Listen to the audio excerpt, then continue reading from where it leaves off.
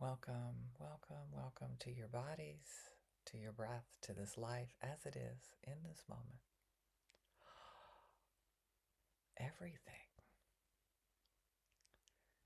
even the contractions, when we notice there's something in our body that's pulling in, bring awareness to that and curiosity, love and compassion, and gratitude. We don't have to look for the ouches. We don't have to look for the difficulties. We don't have to search out challenges. I have found that they arrive unbidden. They arrive when either we want them or not. We have plans for a day without ouches, and they come. Can we be grateful for them? Can we welcome them? And be curious. What is here? What is the need that's here? What matters to me most here? We can go, yes, that.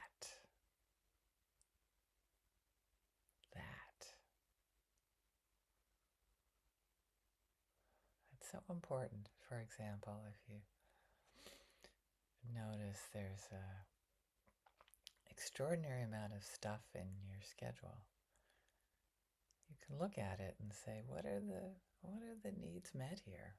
What are the ones unmet? Be grateful for that pause, that contraction, that invites considering what was I thinking when I made that schedule? Oh yes, that. So being able to learn instead of being victimized by life, being able to learn from life. Of course, if you notice that you are in this, oh gosh, when we're in this victim mode, we're so tender, right? It hurts so bad. And can we be grateful for the stories we are telling ourselves about the way things should be?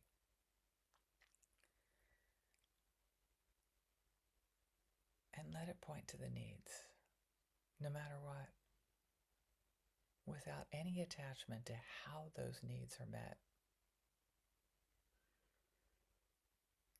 Going back to the schedule, spaciousness. Oh, I have a need for spaciousness today. Oh, how can I bring spaciousness to it now that I know that I need it? Bam! People cancel, right? Oh. Or we say, I'm gonna break my promise. I'm not gonna do that today. So it's just an example of when we find the ouches, like, oh, thank you. Thank you for telling me that my needs aren't being met.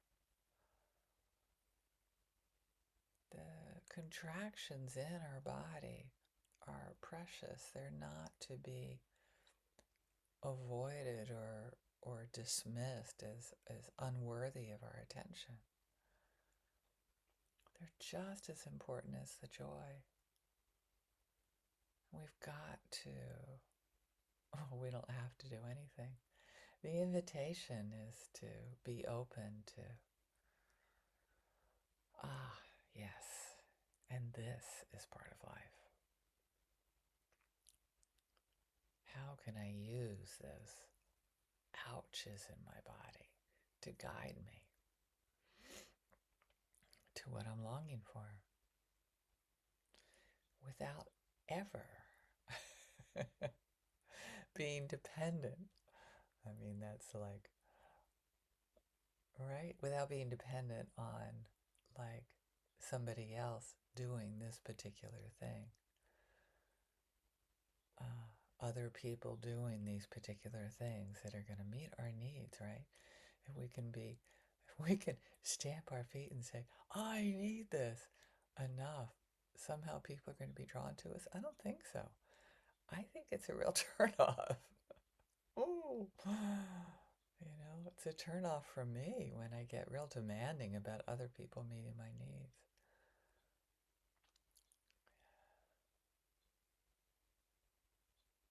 It's just looking at the thousands of ways that we can meet those needs without attachment to strategies, specific strategies. Coming back to how does it feel when those needs are met in my body? And can I settle myself right now and be aware of, like, this is important to me? Spaciousness. More so now than any other day.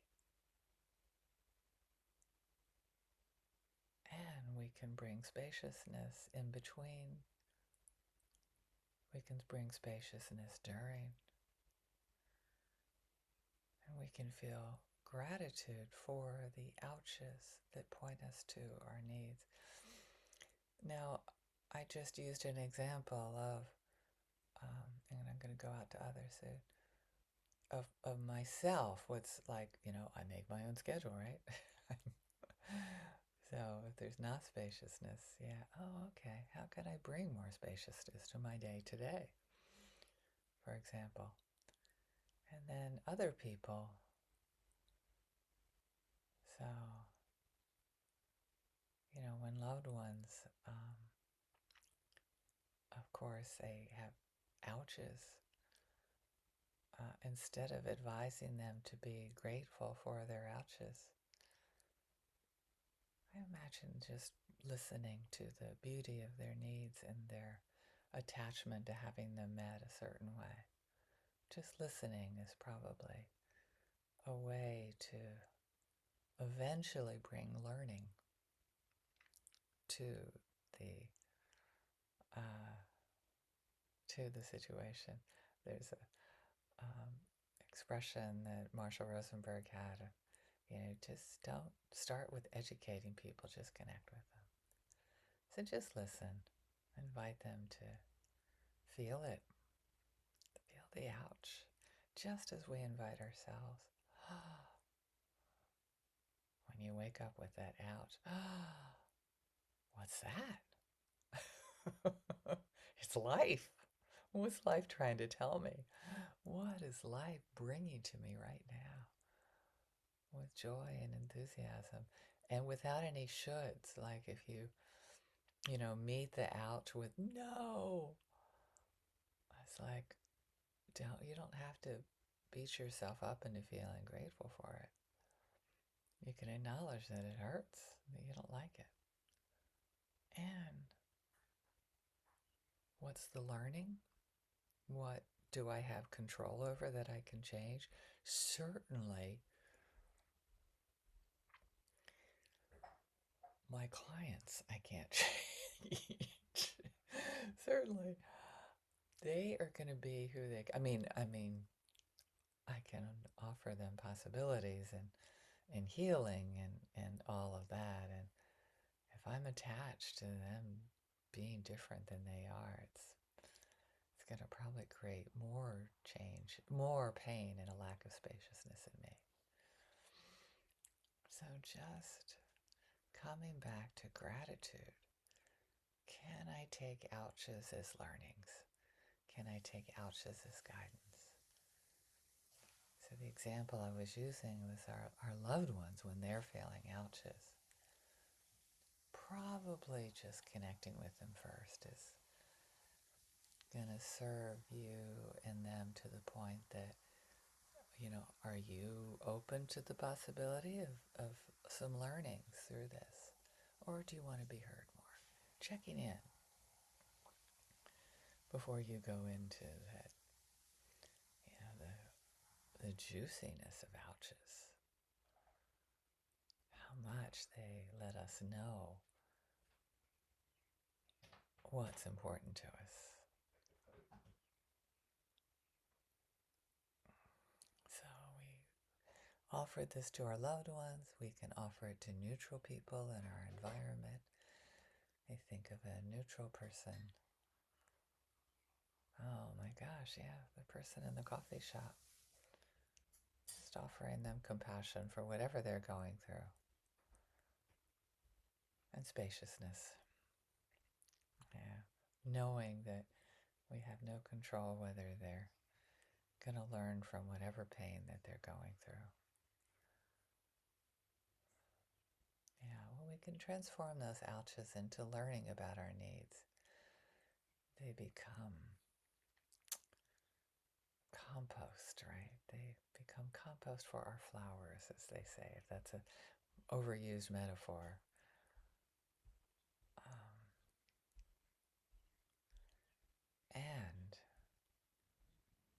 we can continue to come back to gratitude. And in this moment, we can feel grateful. In this moment, we can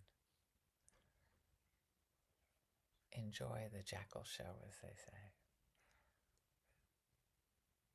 And then again, to bringing it out to people that are more difficult, just hoping, wishing that they find the juiciness in their ouches, even when they're blaming us for their ouches and refusing to see that they can learn from them, that they can be grateful for them. Can you see the compassion from my difficult people? Oh, dear people, let me wish this for you. And we can bring this blessing to the whole world. May all beings take in this practice of gratitude and have it be beautiful learnings for their day, for their life. Thank you so much.